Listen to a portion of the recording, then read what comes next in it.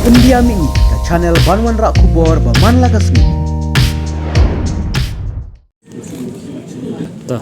Nakaliang juga Hindu Trap Youth Council Suisi Education Sam Dakasni Nilayo banyak kendo ya Commissioner buat Sekretari jong Education Department Vijay Kumar Menteri bidai buat kane ka advertisement ya kepala pelat ya ka Meghalaya Education Recruitment Board ya kapa kane ka advertisement apply min apply direct au na January 2006 ka bidai buat recruitment na kamta ki post bidai assistant professor buat assistant lecturer hak subjek khasi buat kumjuru hakiwiki subjek kumtaru ya ka subjek garu ka concern jong kaseng habawan tasi banyak kendu ya sekretari jong ka dan education kalong bangin panjang syai namar hang ni katkum kani ka advertisement bala pelat yang paka Meghalaya Education Recruitment Board limpa i Director of Higher and Technical Education batho ang ni ba haka subjek khasi kata ka post assistant professor but assistant lecturer khasi kedan hadu khandai teli but na plan kini ki khandai teli kedan ka reservation ko bai kadai ka open category ke bumut ba ke lamang ya baro di kenhuan jabindre kontup iki dekhar rumah hani lamang si post nam taki general category but sau post lamang nam taki khasi jentia garo but sau post lamang yaki garo kontup ru hani apo ka garo category subjek garu hangniru dan spotri ki post but hangniru lamang haka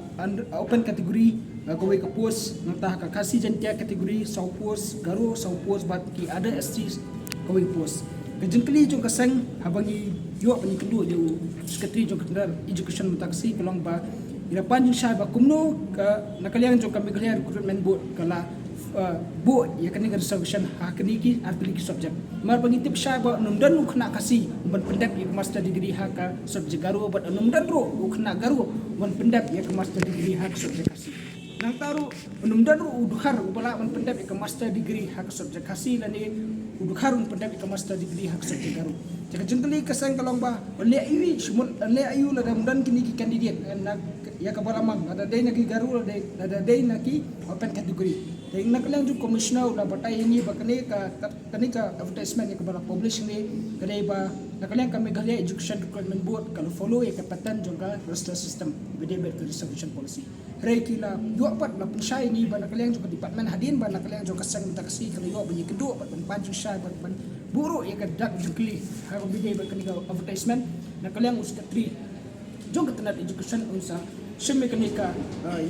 bentah kenika isu ya kabar berat kesan menyekan ke personal department penbet hak kepuar ba kodi advertisement lembar ni tip syai ba uru long ba latip syai ba dan kita ki candidate diberi ki kasih kategori kini segaru lani garu kategori ki macam kasih but adalah kod ya kata interview hak interview stage nak kalian ka tenat education department kat kami kerja education recruitment board kisah tua ya ka kisah pan ka approval penbet ke bedai bat kenika